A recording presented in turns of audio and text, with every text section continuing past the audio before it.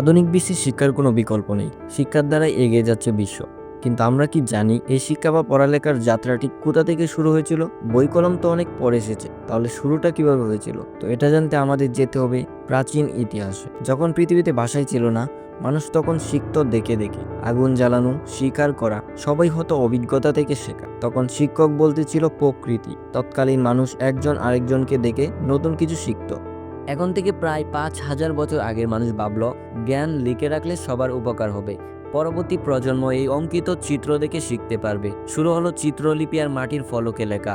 মিশরে hieroglyphic, সুমেরীয়দের cuneiform, সবই ছিল শেখার নতুন মাধ্যম। এভাবে চলতে থাকে আর মানুষ পাথরের গায়ে, গাছের উপরি পৃষ্ঠে ও গুহায় নানা জায়গায় লিখতে থাকে।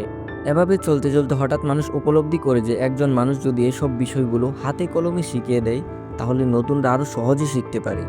এভাবেই মেসোপটেমিয়ায় তৈরি হয় পৃথিবীর প্রথম স্কুল, এদুব্বা। তখনকার ছাত্ররা শিখত কঠোর নিয়মে। ভুল করলে শাস্তিও পেত কঠিন। তখন শিক্ষা মানে ছিল শৃঙ্খলা আর অনুশাসন। এভাবে গড়ে ওঠে পাঠশালা এবং ছাত্ররা শিক্ষকের সাথে থেকে জ্ঞান অর্জন আরম্ভ করে। উদাহরণস্বরূপ বলা যায়, ভারতে গুরুকুলের ছাত্ররা থাকত গুরুর আশ্রমে। কালের বিবর্তনে আরও অনেক পরিবর্তন ঘটে শিক্ষাদান ও শিক্ষা অর্জনে। তারপর খ্রিস্টপূর্ব 5ম থেকে 4র্থ শতাব্দীতে প্লেটো ও সক্রেটিস যুক্তি দিয়ে শিক্ষাদান আরম্ভ করেন। এতে শিক্ষার আরও সুপ্রসার ঘটে ও প্রতিটি সভ্যতায় শিক্ষাকে গুরুত্ব দিতে থাকে। তখন সভ্যতাগুলোর মধ্যে প্রতিযোগিতা শুরু হয় শিক্ষা অন্বেষণের। যে জাতি যত শিক্ষিত তারা তত উন্নত হবে। এই ধারণা থেকে আজকের এই আধুনিক সভ্যতার আধুনিক শিক্ষা ব্যবস্থা। আজ আমরা স্কুলে যাই, আধুনিক শিক্ষার ফলে অনেক কিছু শিখতে পারি, কিন্তু এই আধুনিক শিক্ষার পেছনে লুকিয়ে আছে হাজার বছরের ইতিহাস। প্রজন্মের পর প্রজন্ম ধরে শিক্ষার বিস্তার ঘটেছে এবং ভবিষ্যতে তা আরও ব্যাপক আকার ধারণ করবে।